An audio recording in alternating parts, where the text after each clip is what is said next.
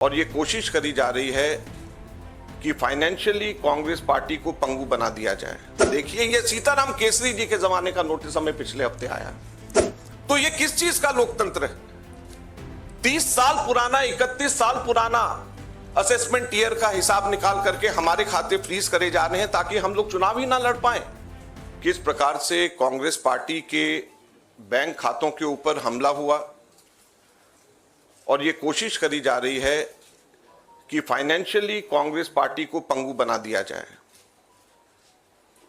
ये केवल कांग्रेस पार्टी के खातों पे नरेंद्र मोदी सरकार का हमला नहीं है, बल्कि भारत के लोकतंत्र पे हमला है।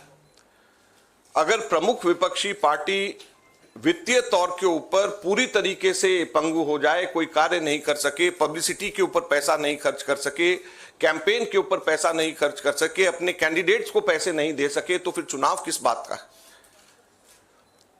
और चुनाव की घोषणा हो चुकी है। पिछले एक महीने से हमारे अपने बैंक अकाउंट्स में पड़े हुए 285 करोड़ रुपए का हम इस्तेमाल नहीं कर पा रहे हैं। हम लोगों को पब्लिसिटी के लिए अखबारों के अंदर स्लॉट्स बुक करने, हम लोगों को पब्लिसिटी के लिए इलेक्ट्रॉनिक मीडिया के अंदर स्लॉट्स बुक करने, हमको सोशल मीडिया के अंदर इस्तेमाल करना है, हमको पोस्टर छपवाने, हमको पैम्फलेट छपवाने। अगर हम लोग वो काम भी नहीं कर सकते तो किस प्रकार से लोकतंत्र जिंदा रहेगा और कैसा लोकतंत्र है ये? मैंने पिछले सप्ताह आप सब लोगों के सम्मुख मोतीलाल वोरा जी के समय 2017-18 के एक केस को लेकर के इनकम टैक्स डिपार्टमेंट ने 2017-18 के बेसिस के ऊपर 7 साल बाद में जाकर के हमारे बैंक के खाते अब जाकर के फ्रीज करे हैं, उसकी जानकारी दी। मैंने कहा कि ये 7 साल पुराने कैसे फ्रीज किए जा सकते हैं और टाइमिंग इसका कैसा है। लेकिन मुझे अभी बहुत दुख के साथ कहना पड़ रहा है कि पिछले हफ्ते ये नोटिस हम लोगों के पास में आया है, इसकी कॉपी आप सब लोगों को मिल गई है, आप सब लोगों के आ गई है। आप जरा देखिए, ये सीताराम केसरी जी के जमाने का नोटिस हमें पिछले हफ्ते आया है। आप सोचिए, सीताराम केसरी जी के जमाने का 1994-95 की असेसमेंट ईयर का नोटिस अब हमारे पास में आया, और इसको लेकर के भी आगे आने वाले समय के अंदर फिर से बैंक को फ्रीज करने का और डिमांड लगाने की ये कवायद शुरू होगी। तो ये कौन सा लोकतंत्र है? अगर इसी रफ्तार से जाएंगे तो महात्मा गांधी के समय पे जमनालाल बजाज जब ट्रेजरर हुआ करते थे, उस टाइम पे भी कोई चीज निकाल करके अब इस वक्त इस चुनाव से पहले हमारे अकाउंट्स को फ्रीज किया जाएगा। तो ये किस चीज का लोकतंत्र है? 30 साल पुराना, 31 साल पुराना असेसमेंट ईयर का हिसाब निकाल करके हमारे खाते फ्रीज करे जा रहे हैं ताकि हम लोग चुनाव ही ना लड़ पाए। हम लोगों के पास में मुख्यतः 3 बातें हैं कहने की। हर पॉलिटिकल पार्टी इनकम टैक्स से एग्जेम्प्टेड होती है। कभी किसी ने भी पेनल्टी इस तरीके से नहीं दिया, तो कांग्रेस पार्टी को अकेले क्यों चुना जा रहा है? दूसरा, इसकी टाइमिंग देखिए, 2017-18 का मोतीलाल वोरा जी के टाइम का और 1994-95 का सीताराम केसरी जी का समय, और केवल 1 महीना पहले चुनाव के घोषणा होने से पहले यह काम शुरू किया जाता है।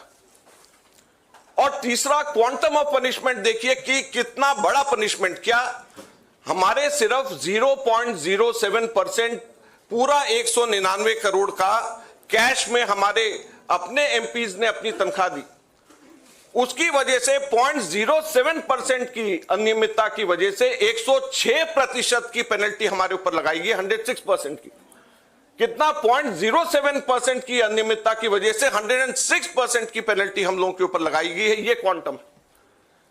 हम लोगों ने मात्र 30 दिन लेट हम लोगों ने अपने अकाउंट सबमिट करे।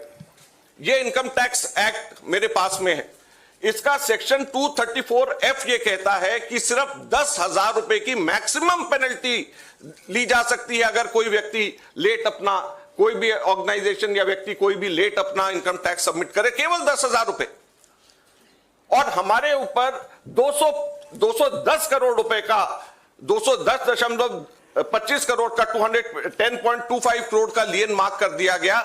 10,000 की सिर्फ पेनल्टी, सिर्फ 0.07% का हमारा टोटल अकाउंट में से कैश के अंदर लिया गया। ये कहां का न्याय? 115 करोड़ रुपए फोर्सफुली हमारे बैंक अकाउंट से इनकम टैक्स ऑफिसर्स ने बैंक मैनेजर्स के पास में जाकर के सरकार को ट्रांसफर करा दिया गया। वो अब हमारे पास में नहीं है।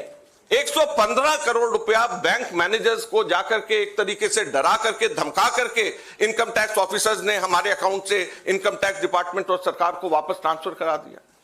मैंने बताया जैसे पिछले 5 हफ्ते से 1 महीने से भी ज्यादा हम अपने पैसे जो हमारे वर्कर्स ने इकट्ठे करे हैं वो हम इसका उसका इस्तेमाल नहीं कर पा रहे हैं। ये कहां की डेमोक्रेसी है, ये कहां का लोकतंत्र रह गया। तो इसलिए हम आपसे कहना चाहते हैं, ये केवल हम लोग तो अपनी लड़ाई लड़ेंगे, लेकिन ये आप लोगों की भी लड़ाई, मीडिया की भी लड़ाई है, देश की जनता की लड़ाई है। अगर आप इसके अंदर हमारे को समर्थन नहीं करेंगे तो लोकतंत्र जिंदा नहीं रहेगा, ना आप रहेंगे ना हम रहेंगे। धन्यवाद।